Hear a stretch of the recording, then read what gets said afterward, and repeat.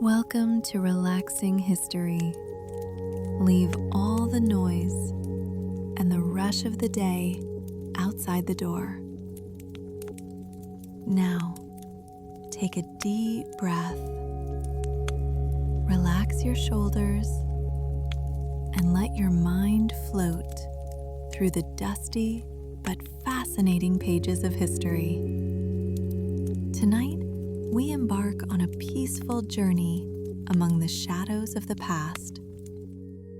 If you are ready, let's unlock time. Chapter 1 of 3, The Ship on the Endless Sea. This night, we are going on a very long journey. We are leaving the solid ground of the present day far behind us.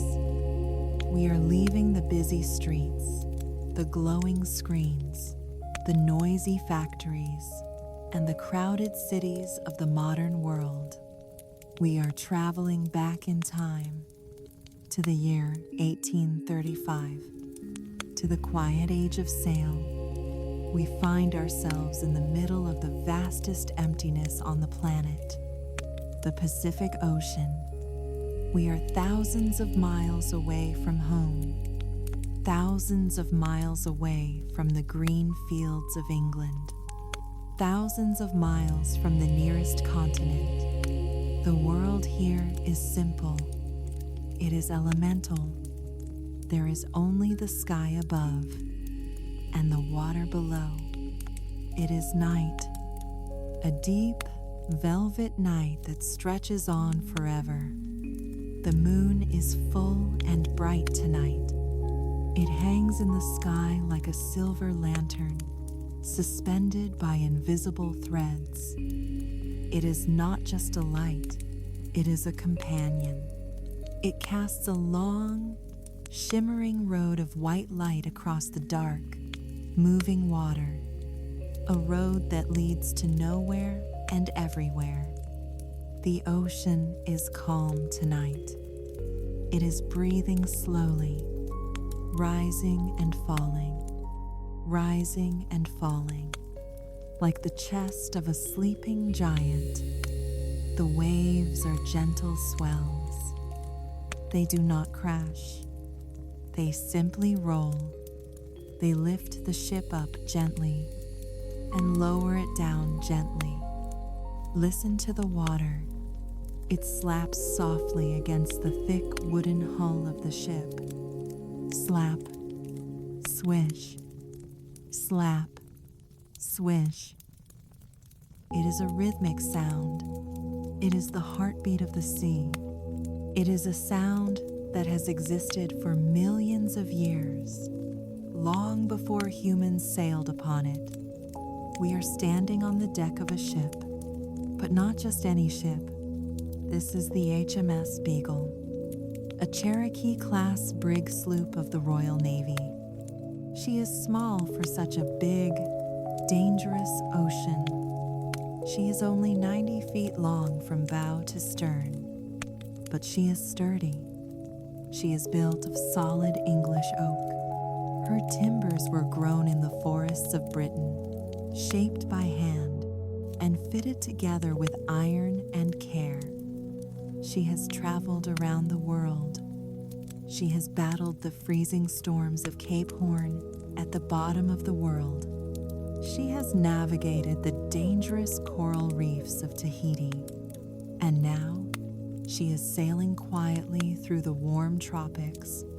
Look around the deck. It is washed pale by the moonlight. The wooden planks are smooth. They have been scrubbed by the sailors every morning for 4 years. They are worn smooth by bare feet and salt water. They are damp now with the heavy night dew. Above us, the masts rise up like tall, leafless trees. They sway gently against the field of stars. The sails are set, great sheets of white canvas. They catch the steady trade winds. They curve beautifully, full of air. They look like the wings of a giant white bird. Listen to the wind in the rigging. Whoosh. It sings a low, whistling song as it passes through the miles of hemp rope that hold the ship together. The ship is alive. You can hear her talking to the ocean. The wood creaks softly as she rolls with the waves. Creak, groan. It is not a scary sound. It is a comforting sound. It is the sound of the ship working, the sound of the wood flexing but holding firm. It is a wooden lullaby that sings the crew to sleep. We walk carefully across the deck. We place one foot in front of the other, balancing with the slow roll of the ship. The air here is incredibly fresh. It is the cleanest air in the world. It has traveled thousands of miles over open water to reach us. It smells of salt. It smells of the deep, cold ocean. It smells of wet canvas.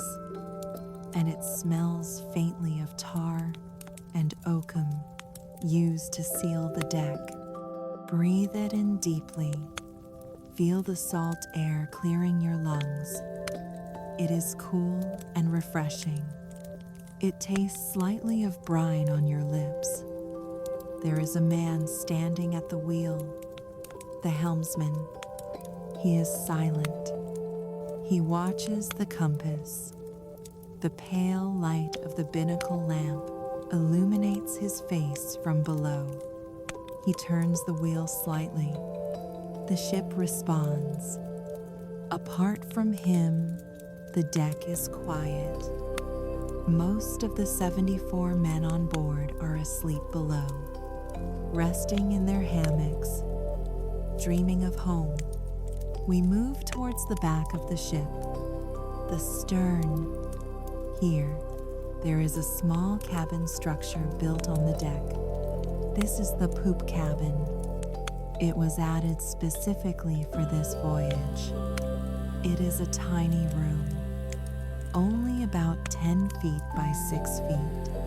Inside this small wooden box lives a young man who will change how we understand life itself, Charles Darwin. He is only 26 years old. He is not yet the famous old man with the long white beard that we see in the history books. He is young. He is energetic. He is endlessly curious. And tonight, he is awake. We approach the cabin door. It is a heavy wooden door made of teak. It has a round brass handle. The brass is tarnished by the sea air, turning a dull green in places. We reach out a hand. We turn the handle. We open the door gently. It swings inward on well-oiled hinges. We step out of the wind and into the calm. We step out of the vast night and into the warm sanctuary of the naturalist. The room is small, incredibly small. You have to duck your head to enter. The ceiling is low, crossed by heavy wooden beams, but it is cozy. It is a haven. The walls are lined with rich mahogany wood. They glow warmly in the light of a hanging oil lamp. The lamp hangs from a brass hook in the center of the ceiling. It swings gently with the movement of the ship, back and forth, back and forth. The shadows in the room swing with it, a slow, hypnotic dance of light and dark. The air inside the cabin smells different from the outside. It does not smell of the sea. It smells of old paper, the sweet, dusty smell of leather bindings on books. There are books everywhere, crammed onto shelves with wooden bars to keep them from falling out. It smells of dried plants, preserved flowers from the jungle. It smells of chemicals, alcohol and camphor used to preserve beetles and lizards. It is the smell of a library and a museum mixed together. It is the smell of discovery. Darwin is sitting at the chart table. This is the workspace he shares with the captain of the ship, Robert Fitzroy. But tonight, the captain is on deck, checking the wind. Darwin is alone. He is sitting on a simple wooden chair. He has learned to balance instinctively. As the ship leans left, he leans right. He does not even think about it. He is dressed simply for the tropical night. He wears a white linen shirt, open at the collar to catch the breeze. He wears a dark waistcoat, unbuttoned. He looks relaxed. His hair is tousled by the wind. The journey has been long. Nearly 4 years have passed since they left England. He misses his home in Shrewsbury. He misses his sisters. He misses the green fields and the solid earth. But he loves this ship. This tiny wooden world has become his home. It is his university. It is his temple. He looks out of the small window at the back of the cabin, the stern window. Through the thick glass, he can see the wake of the ship, the white foam trailing behind them in the moonlight. The water is glowing tonight. Phosphorescence. Millions of tiny sea creatures that light up when the water is disturbed. They look like green and blue fireflies in the sea. He watches the water moving away, miles and miles of water. He feels the isolation. He is a speck of dust on a blue marble, but it is a good isolation. Here, there are no distractions. There is no society gossip. There are no dinner parties. There are no newspapers. There is only the truth of nature and the time to think about it. He turns back to his desk. He takes a deep breath. He lets his shoulders drop. The ship creaks around him. Creak. The waves wash against the hull. Swish. He is safe. He is exactly where he is meant to be, floating on the endless sea, protected by the wood, guided by the stars.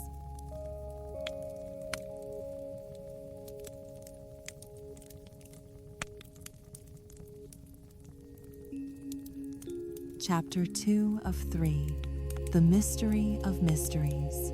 We are fully inside the cabin now. The heavy door is closed against the wind.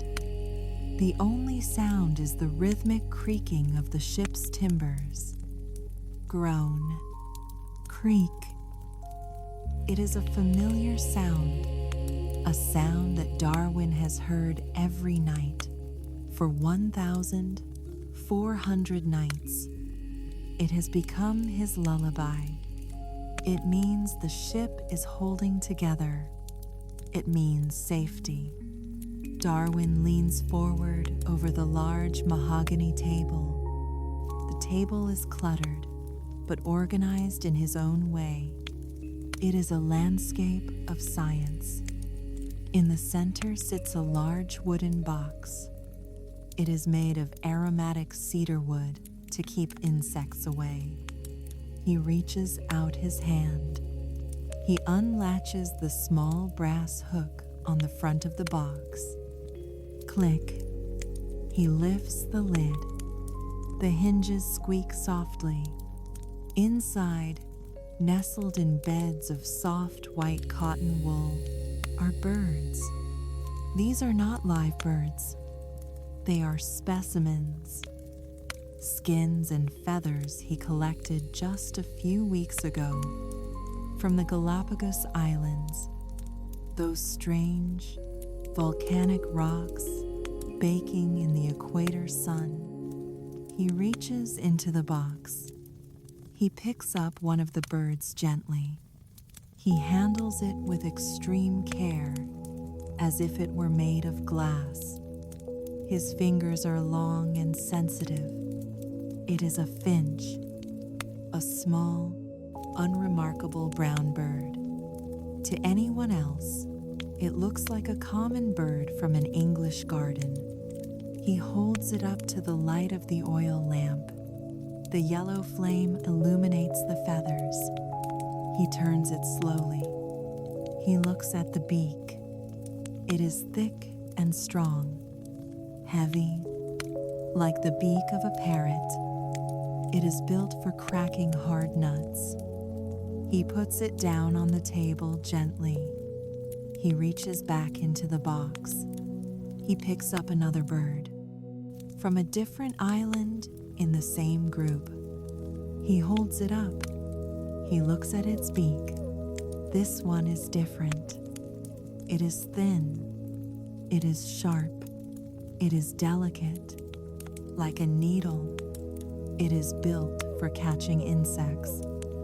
He puts it down next to the first one. He picks up a third. Its beak is somewhere in between. He sits back and stares at them. Why? Why are they different? They are the same type of bird. They live on islands that are almost identical. The climate is the same. The rocks are the same. Yet, the birds have changed. He traces the shape of the thick beak with his finger. He feels the cold, hard surface of the beak. He is touching the evidence of evolution, though he does not fully call it that yet. He calls it the mystery of mysteries. He feels a shiver run down his spine, not from cold, but from the realization that nature is not fixed. It is fluid. He puts the birds back into the cotton wool, one by one. He covers them up. He closes the lid of the cedar box. Click.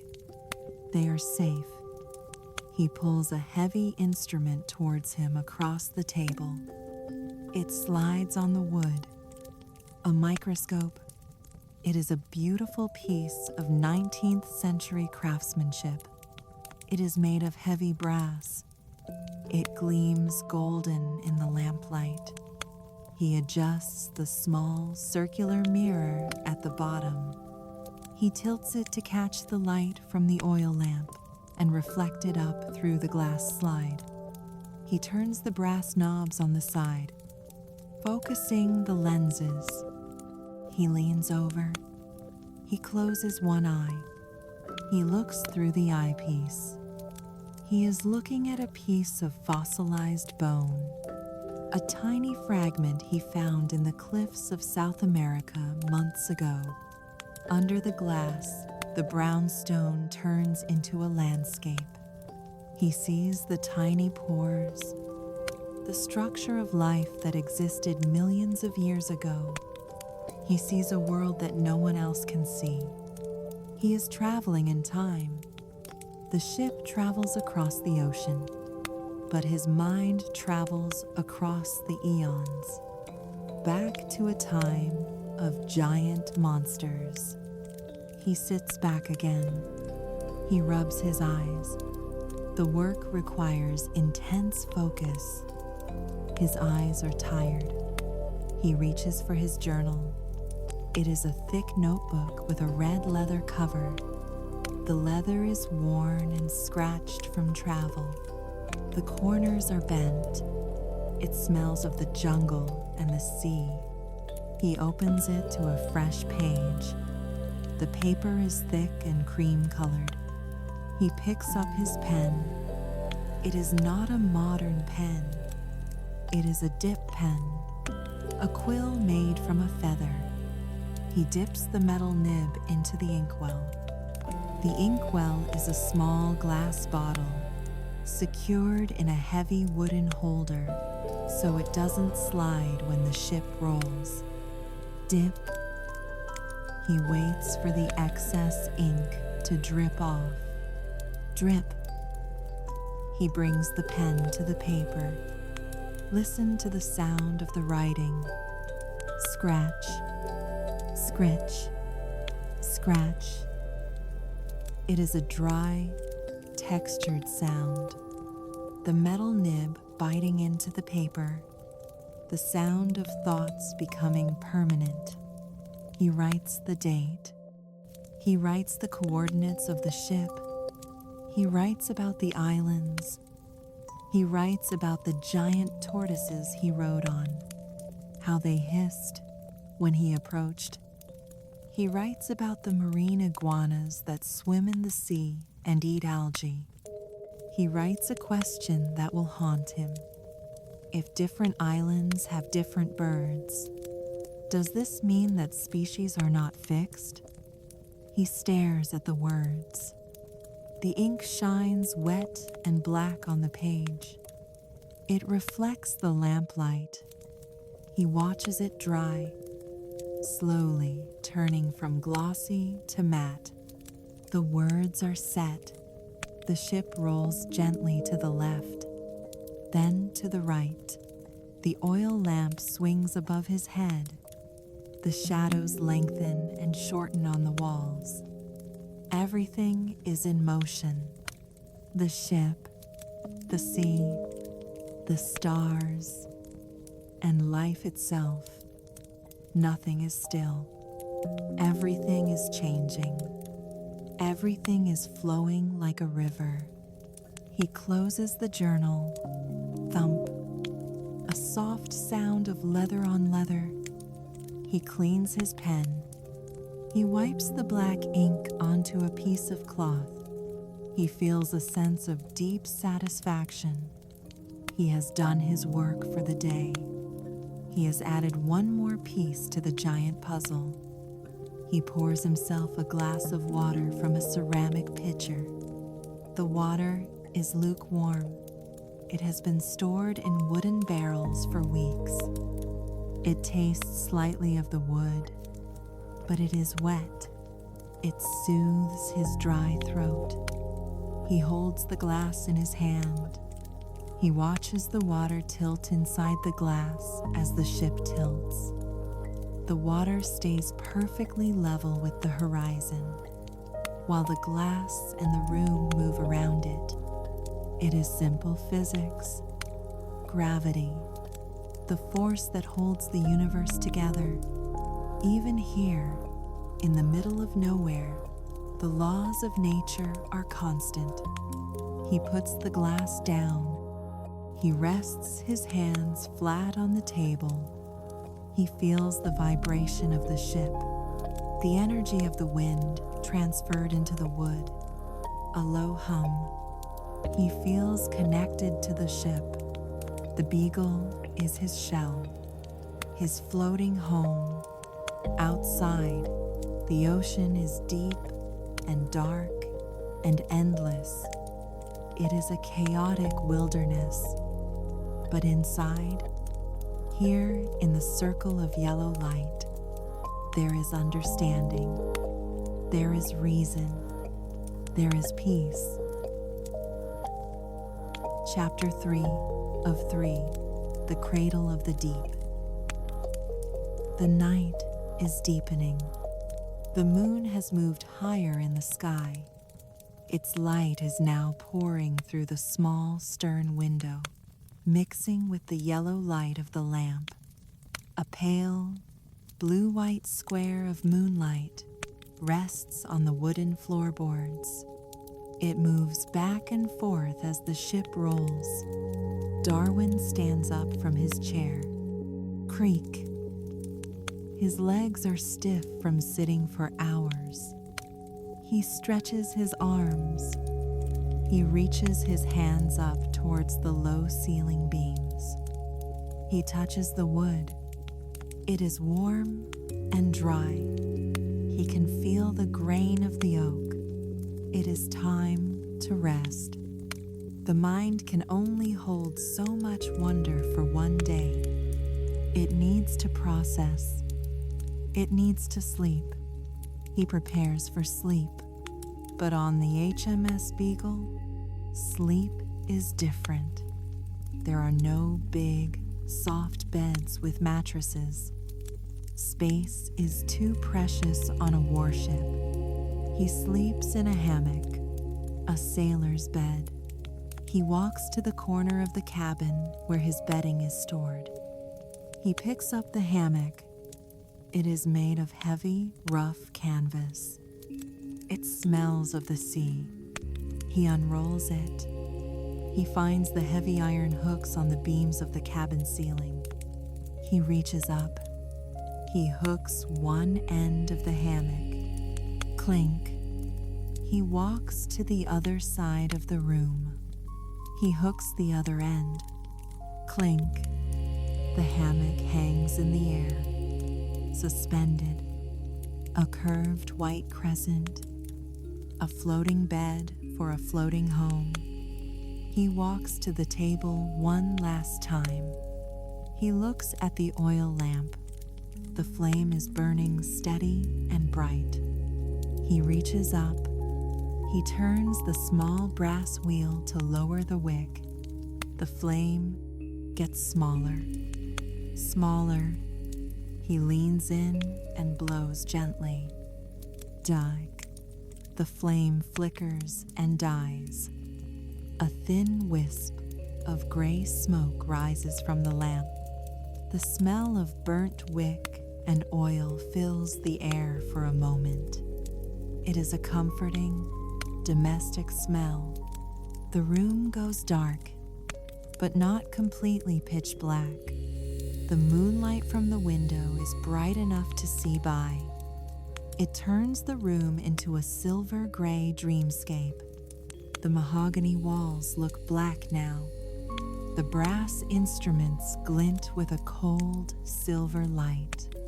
Darwin climbs into the hammock. It takes practice to do this without falling. But after 4 years at sea, he is an expert. He lifts himself up. He swings his legs in. He lies back. The canvas wraps around him like a cocoon. It supports his back. It supports his head. It is snug. It is secure. The hammock is a magical invention. As the ship rolls to the left, the hammock swings to the right.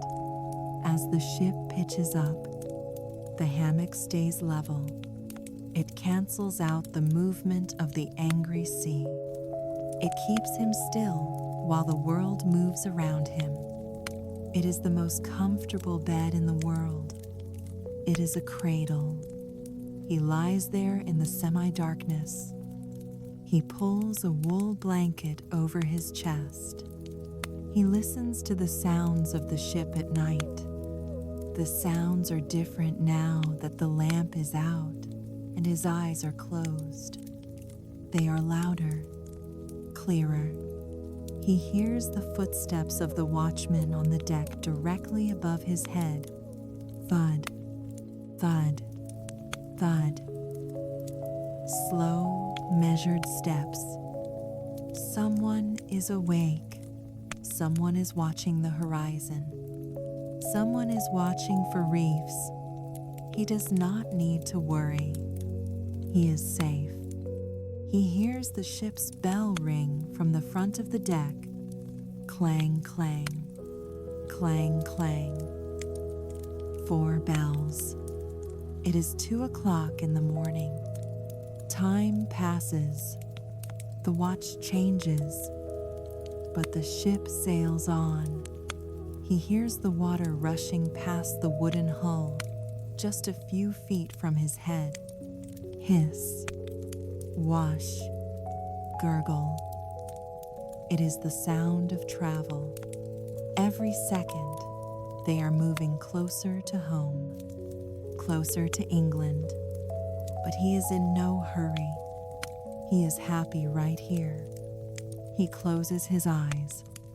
He thinks about the ocean outside, the Pacific, the greatest body of water on Earth. He imagines the depth of it, miles deep beneath him. He imagines the creatures swimming in the dark below the keel of the ship, giant whales sleeping vertically in the deep, suspended in the water, schools of tuna moving like silver clouds, the coral reefs growing slowly in the silence of the lagoon. He feels a deep connection to all of it, from the smallest plankton glowing in the wake, to the biggest whale, to the bird in the box, to himself. It is all connected. It is all one giant family of life. The thought makes him smile in the dark.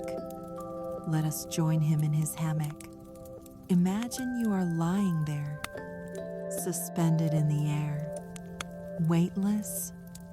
The hammock swings gently, rocking you left and right, left and right. It is a slow, rhythmic motion, just like your breathing. Focus on your breathing. Inhale. Imagine the clean, salt air filling you with peace. Exhale. Imagine your worries floating away on the wake of the ship, left behind in the ocean. In, the peace of the sea. Out, the noise of the land. Focus on your body. The canvas holds you safely. You don't have to use any muscles to hold yourself up. You can let go completely. Your feet are heavy, relaxed. Your legs are heavy. Your hands are resting on your chest, warm. Your mind is drifting, drifting like a piece of driftwood on a calm sea. The ship creaks gently. Creak. It is whispering to you. Sleep now. Sleep now. The waves wash against the wood. The stars overhead are watching. The Southern Cross, Orion. They are guiding you into the dark. You are floating. You are sailing into the world of dreams. The ocean is vast and calm and kind, drifting, rocking, floating into the deep blue. Sleep. Good night, Charles. Good night to you.